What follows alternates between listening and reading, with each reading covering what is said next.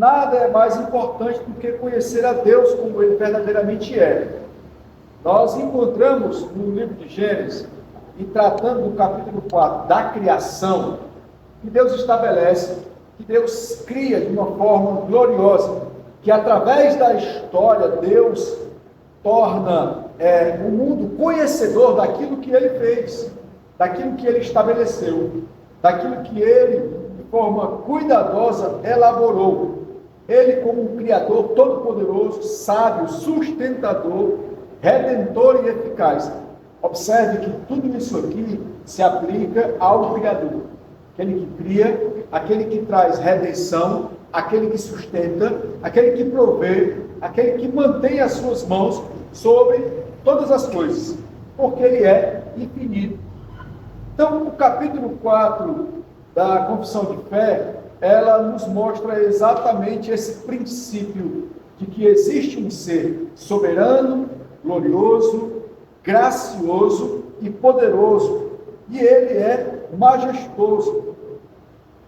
Aquele que se apresenta às criaturas finitas, aquele que se apresenta àqueles que Ele criou. Então, nós estamos, na realidade, passando a conhecer Deus a partir da revelação que Ele produziu pela Sua palavra, para que nós pudéssemos conhecer Ele.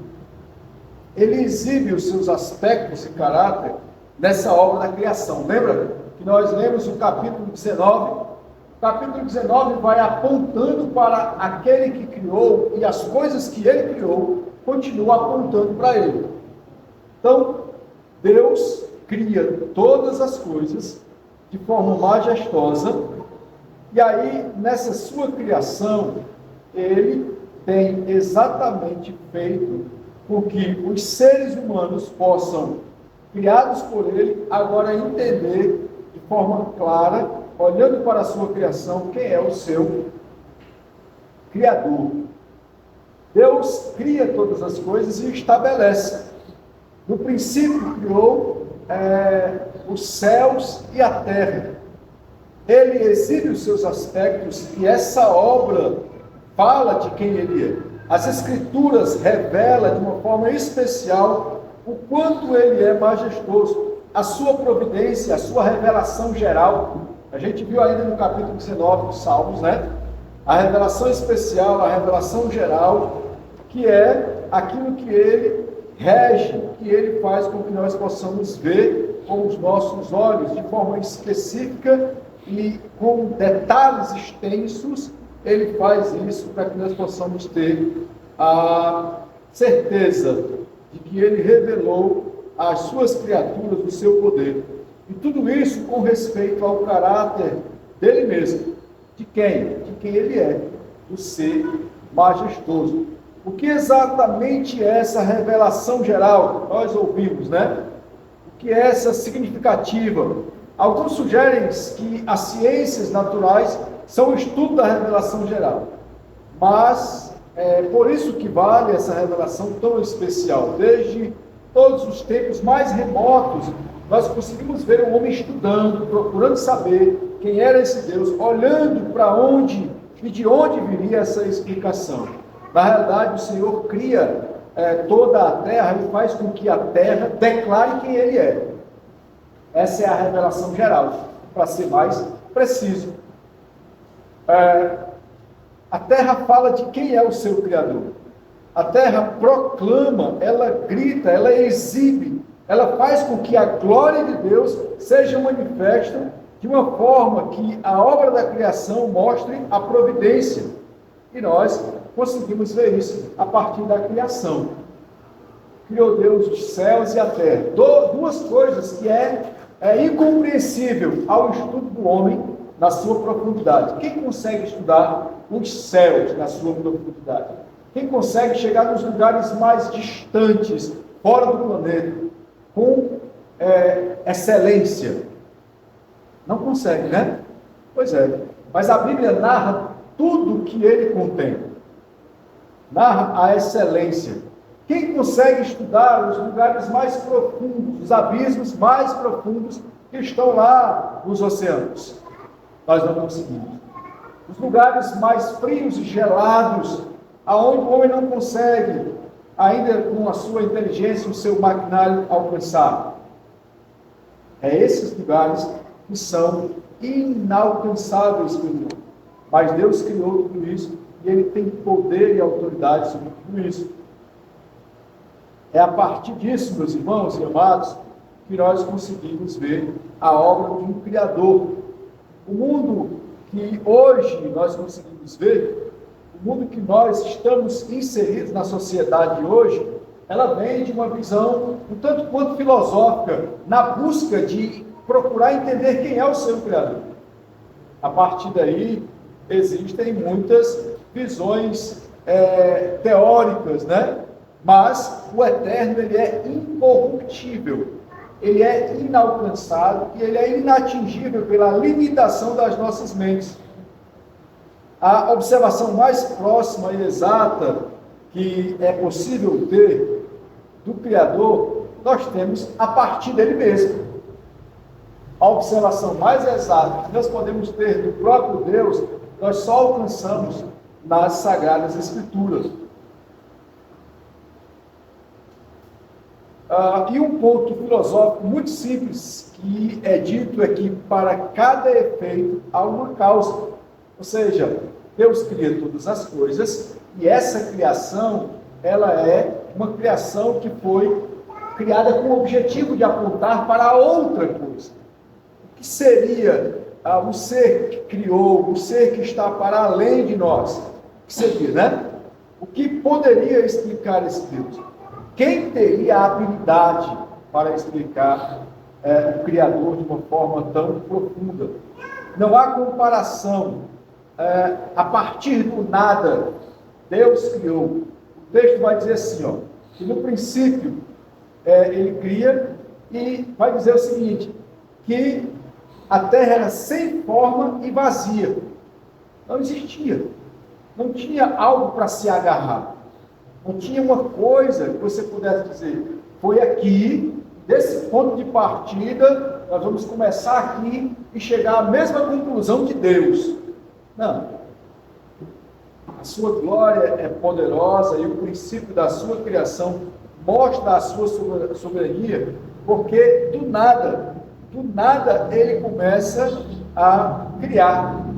Simplesmente pela sua palavra que diz que se faça, que haja luz, que passe a existir, né? Há uma citação de R.C. Sproul que vai dizer: se houve um tempo em que não havia nada, então nunca poderia haver alguma coisa, porque antes da criação deve haver um Criador. Tinha que haver Deus. Interessante, né? Porque se não tinha nada, e o texto vai narrar que não havia, já existia alguém que contemplava as coisas. É uma visão filosófica meio difícil de compreender na existência da eternidade de Deus. Como não existe, mas já existia alguém.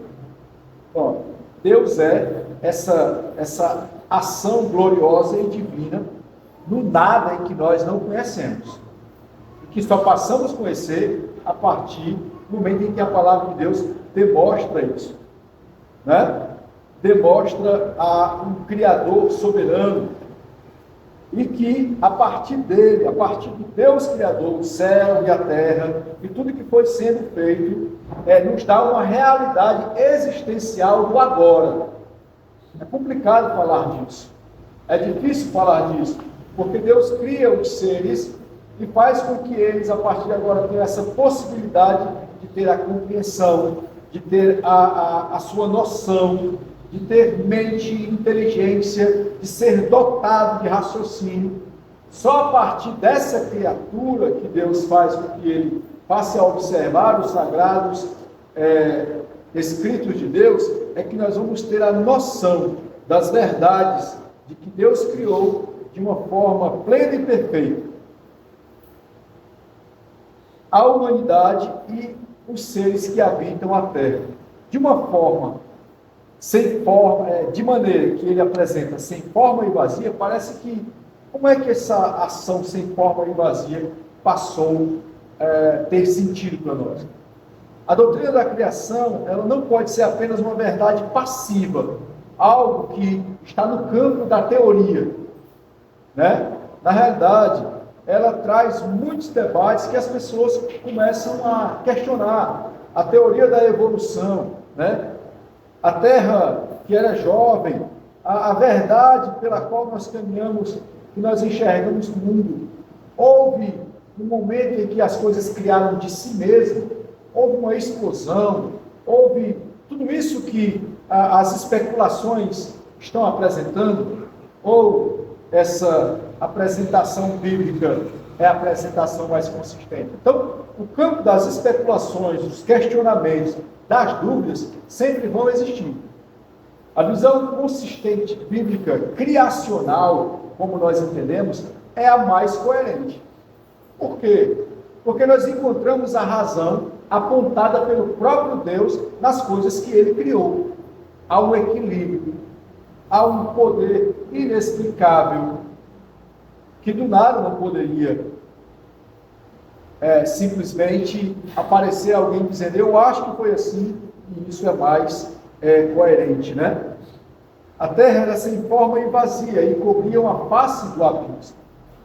Existe um debate em relação a tudo isso, de que aqueles que afirmam uma relação cronológica entre esses trechos, eles continuam da primeira parte, né? De que não existe essa interpretação de um versículo que, segundo, vai de fato falar da história da criação. Existe um debate que vai questionar esse abismo, esse lado vazio, mas a grande realidade é que a possibilidade de que a Bíblia está falando de implicações importantes nos faz conhecer exatamente os textos que apontam para isso, né? Que adotam exatamente a confissão e que possuem uma ordem cronológica, que vai dizer que Deus criou todas as coisas. E Ele faz isso dentro do período de dias. Não tem como isso existir. Não tem como isso fazer sentido. Há muitas coisas que neste mundo a gente consegue entender a partir do ponto bíblico que Deus vai nortear as nossas vidas.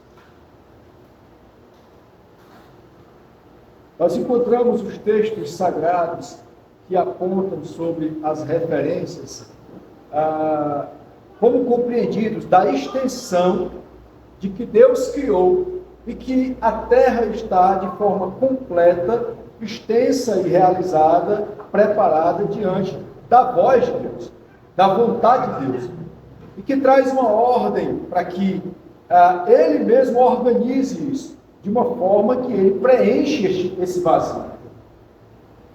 Ele preenche esse vazio e Ele mesmo faz com que todas as coisas consigam ganhar os seus pontos e os seus aspectos na organização. Quando Deus começa a chamar cada uma das coisas para o seu aspecto organizacional.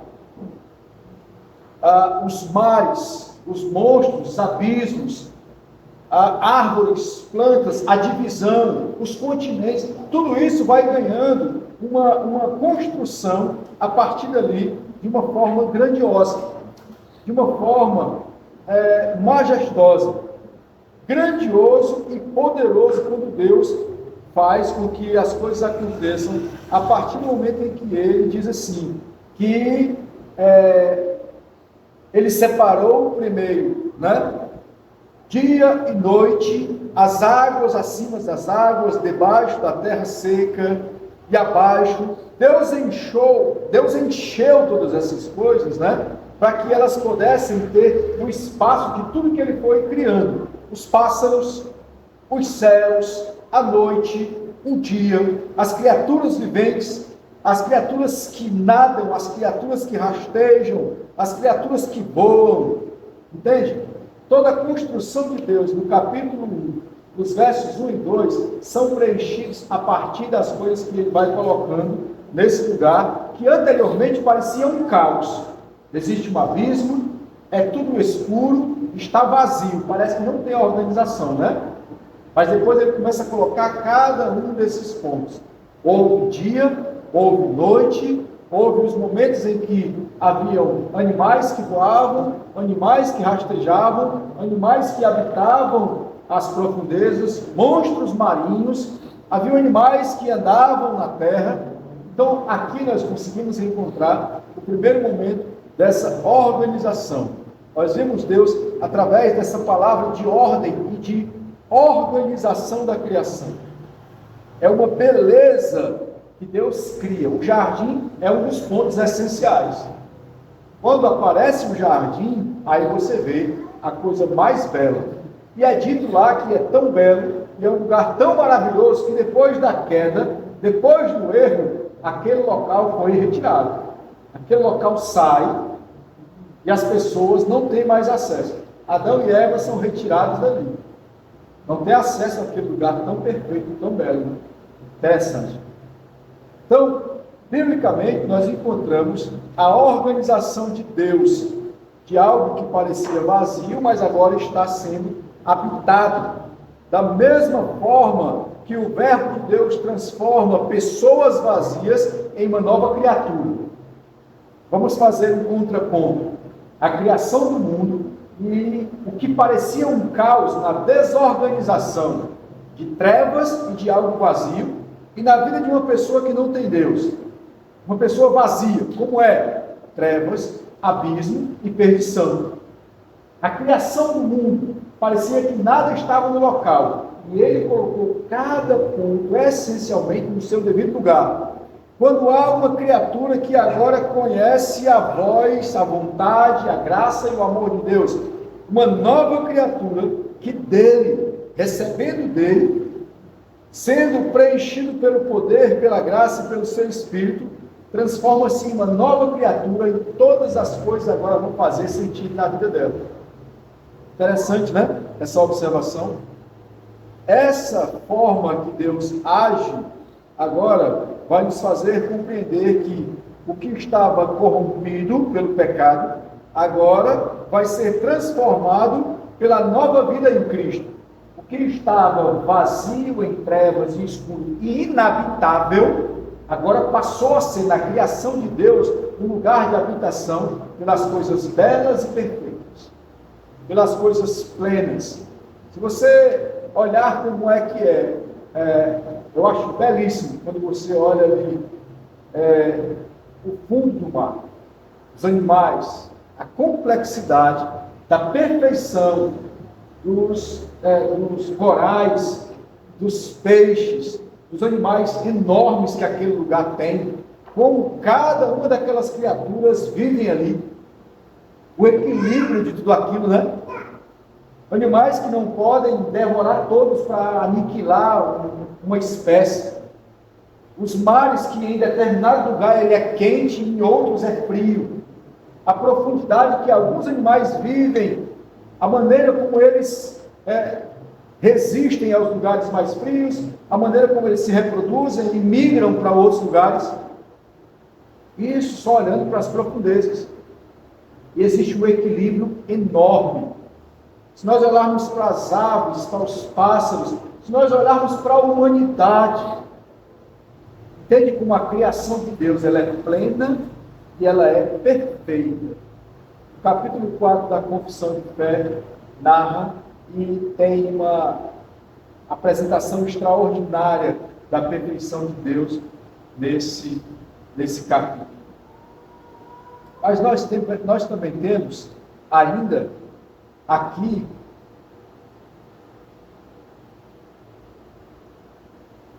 a Trindade vista nesse texto. Porque diz o texto o seguinte, na parte B do versículo 2: e o Espírito de Deus pairava por sobre as águas. No princípio era aquele que é a palavra, ele estava com Deus e era Deus, e ele estava com Deus no princípio. Todas as coisas foram feitas por intermédio dele, e sem ele nada do que foi feito se fez. Isso é o que a palavra vai dizer, exatamente, tratando do que nós conseguimos ver. Na teologia cristã é possível e é comum entender que o Pai é o Criador primordial O Filho é o mediador da criação e o Espírito Santo, aquele que opera e sustenta a criação. Essa visão enfatiza a cooperação harmoniosa entre as três pessoas da Trindade. Perceberam aqui que havia uma harmonia nessa criação. Havia uma perfeição plena aqui no capítulo 1 de Gênesis. Nós conseguimos observar que há uma obra realizada nesse capítulo, em que Deus, caminhando para a conclusão, nota-se, dessa criação, nós podemos perceber que a presença perfeita da Trindade está em toda boa obra. O Pai criando por meio do Filho com a organização do Espírito. Interessante. A criação e a harmonia de tudo isso aqui se dá ao Criador e ao Pai, ao Filho e ao Espírito, juntamente em plena perfeição. O Espírito Santo aqui não é simplesmente ator, ele embeleza a obra divina, e lá depois nós conseguimos ver isso no tabernáculo, no templo, no clímax da majestade divina. Jesus Cristo concebido, ungido por ele, como seu ministro terreno, e em todos esses momentos o Espírito estava envolvido e conformando tudo no caráter e glória, como a gente consegue ver aqui no capítulo 1. E a gente vê esse no espaço em que nós vemos o Criador atuando, aonde há o Pai, o Filho e o Espírito operando na perfeição de cada um dos elementos que foram criados. Cada uma das coisas que foram colocadas no seu devido lugar, como eles fizeram. O Evangelho de João, no capítulo 1, do verso 1 ao 18, trata de um exemplo, de uma visão trinitária, aonde Jesus Cristo é identificado como o Verbo de Deus e visto como a ação criadora do Pai. O Pai age por intermédio do Filho, e é certo que a Trindade está envolvida na criação. Não só isso, mas a Bíblia afirma que a Trindade também tem prazer na criação. O salmista diz: alegre-se o Senhor nos seus feitos, Salmo 104, versículo 31. Isso reflete a ideia de que a criação é uma expressão do amor e da vontade de Deus, que ele se alegra como ele criou. Deus vai dizer, após a criação, e viu Deus que era muito bom. Quando ele cria, ele diz, é muito bom o que foi feito, é perfeito, é pleno, é uma expressão de amor, é uma expressão de satisfação. E aí ele nos faz perceber que aqui o Senhor criou de forma plena e maravilhosa. Alegra-se pelo fato da criação ser importante para Deus, para a história, e ele destaca totalmente como tudo isso faz sentido, como tudo isso passa a existir na vida daqueles que ele criou, e os coloca nesse lugar exatamente para desfrutar. John Piper vai falar que quando olhamos para os oceanos, montanhas, baleias e os ursos dos campos, dos desertos, Deus quer que vejamos a beleza e o poder e a sabedoria em sua criação. Olha o Salmo 19. Subamos nas montanhas que ele construiu para vê-lo cada vez mais. Deus se alegra nas obras da criação, porque elas nos apontam para algo muito mais além que Deus, o Deus que quer que fiquemos perplexos, admirados com a sua criação, sua obra, com a sua mão gloriosa, que são tão abundantes no seu poder e sabedoria, em majestade, em grandeza e em beleza, como deve ser. Deve ser o Criador exaltado por tudo isso. Ele está lá e ele age de forma majestosa, de forma grandiosa e gloriosa. Ele faz com que eu e você fique perplexo ao contemplar as coisas que ele faz. É incrível, quando você sai para uma caminhada, fazer trilha, o menino aí que anda de bicicleta, você sobe uma serra, uma montanha dessa aí, aqui as serras, E às vezes você chega num lugar, de repente você escuta o barulho de uma cachoeira, que é como se fosse uma melodia, né? Você está no meio de um mato totalmente fechado, nada. Só os pássaros, aquela água descendo, e é muito bonito. É um canto harmonioso, você sente paz, você sente alegria, você sente prazer. Como criar algo tão belo, né? Só Deus faz isso. Você começa a olhar para as plantas e para as flores. Eu sou um admirador das flores, acho muito bonito. Há um tempo atrás gostava muito de desenhar também. Mas você começa a perceber como são perfeitas, como são sensíveis, como as cores delas são originais. Os pintores tentam arrancar as cores, mas não conseguem chegar ao que Deus pintou, ao que Deus fez, né? Uma violeta, uma rosa, flores belíssimas, flores um azul que ninguém consegue copiar. É lindo como ele faz, é perfeito a criação. E tudo isso aponta para o Deus soberano. E nos diz cada vez mais, e confirma, e isso referenda exatamente a obra perfeita do Criador. Como ele faz as coisas perfeitas e plenas. E isso nos traz exatamente a reconhecimento, valorização, entendimento, busca e engajamento, que são os três aspectos que podem ser aplicados às nossas vidas ao contemplar o que Deus fez. Nós podemos reconhecer a soberania e a grandeza de Deus ao contemplar a criação e entender que Deus é o Criador, transcendente e poderoso. Os cristãos devem cultivar um profundo senso de reverência e adoração por Ele. Isso implica em reconhecer que todas as coisas estão sob o governo de Deus e que Ele é digno de toda honra e toda glória. Quando nós conseguimos ter essa visão, olhando para o Criador, nós iremos para a casa de Deus, como o salmista diz: alegrei-me quando me disseram, vamos à casa do Senhor. Nós teremos um coração muito mais reverente ao soberano Deus. Nós teremos uma adoração muito mais profunda, que começa dentro de mim.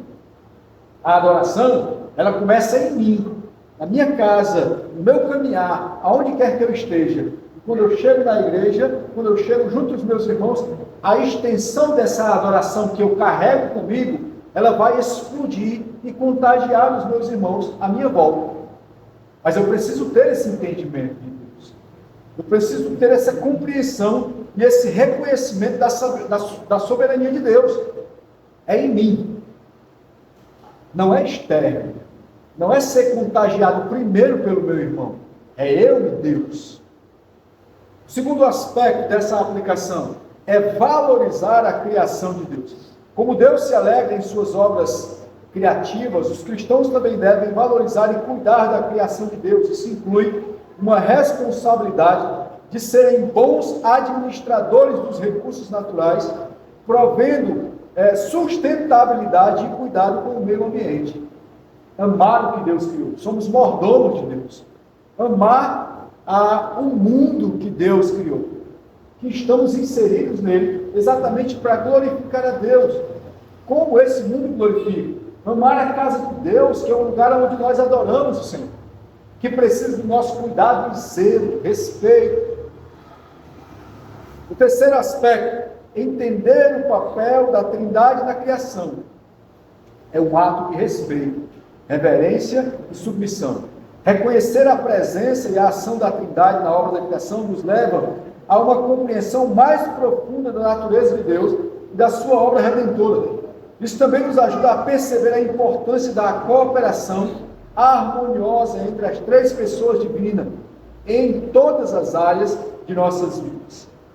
Quando nós reconhecemos que Deus é o Senhor, que Deus é maravilhoso, e tudo que nós contemplamos, existe a marca de Deus, a presença de Deus, nós temos muito mais respeito, carinho, dedicação, zelo, quando nós entendemos o papel e o amor de Deus sobre todas essas coisas.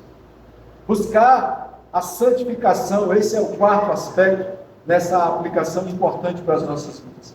Assim como Deus transformou a terra sem forma e vazia em um jardim exuberante, Cristo também nos salvou dos nossos delitos e pecados, como Efésios capítulo 2 declara, mortos numa vida deplorável.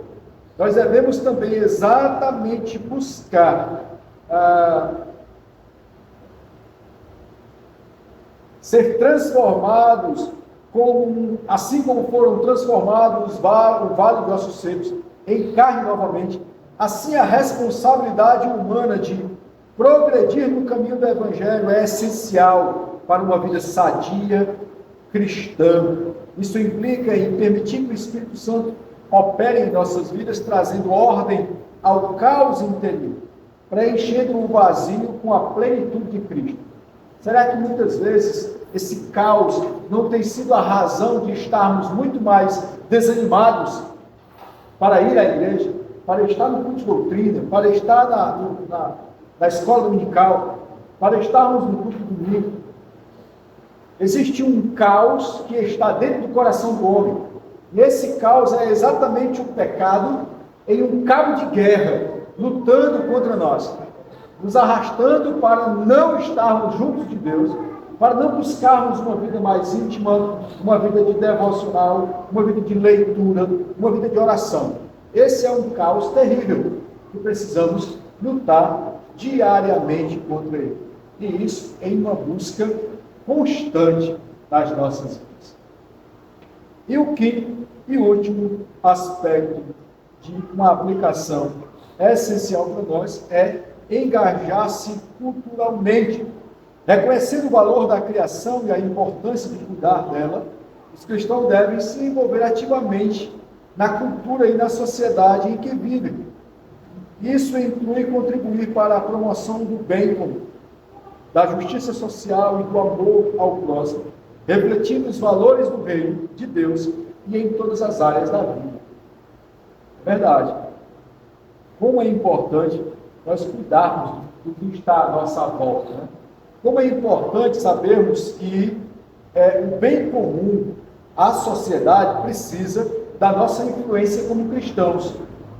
Você como cristão, você pode mostrar as diretrizes bíblicas, os princípios bíblicos para alguém e dizer que está errado.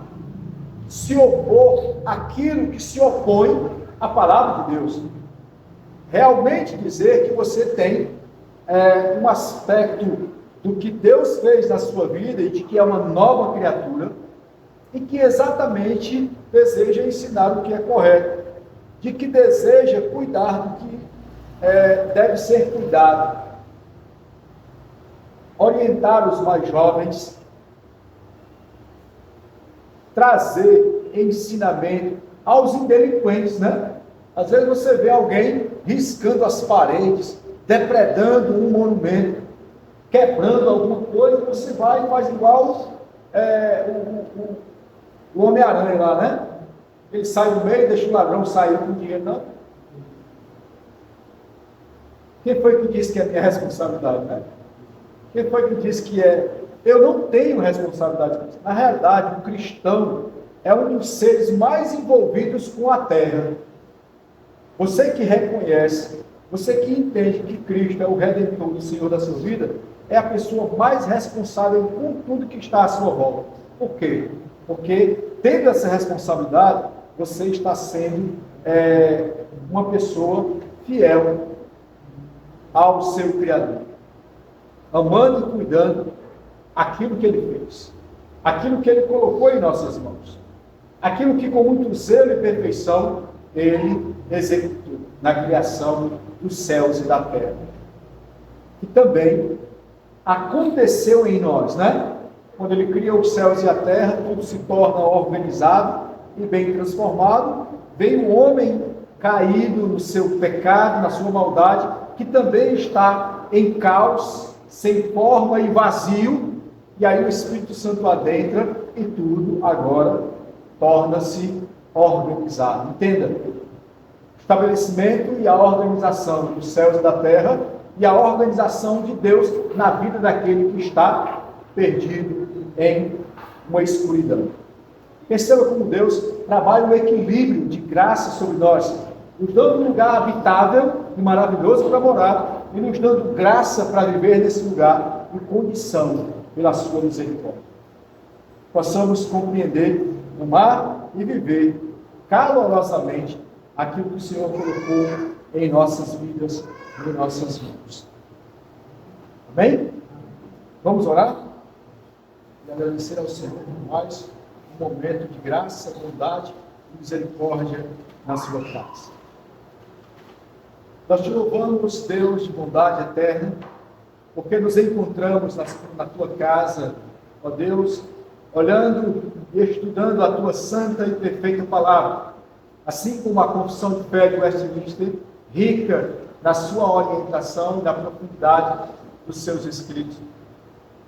Nos faz conhecer, ó Deus, a doutrina perfeita de Deus, as doutrinas graciosas que apontam para o Criador. Enche os nossos corações de alegria, satisfação e gozo por permanecer na tua casa, buscando conhecimento, enchendo as nossas vidas e satisfazendo, ó Pai, a nossa alma com a tua presença santa. Nós sabemos que a tua graça tem se derramado sobre o teu povo e assim nos alegramos, porque o Senhor tem cuidado de nós de uma forma especial e maravilhosa. Nós louvamos o teu nome santo em Cristo Jesus, ó Deus maravilhoso. Amém. Louvado seja o nosso Deus. Vamos aos nossos lares em paz, meus amados irmãos.